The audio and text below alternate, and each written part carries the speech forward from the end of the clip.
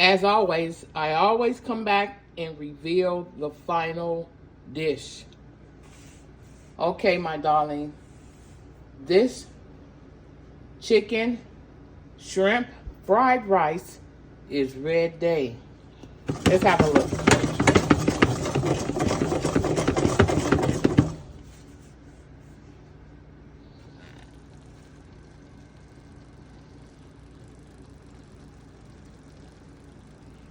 This is my homemade chicken, shrimp, fried rice. And baby, if I tell you it's amazing, it's amazing. I added a tad bit more of my chicken broth because I had to remember that those are colossal shrimp. And they need a little bit more time than the mini and the small and the medium.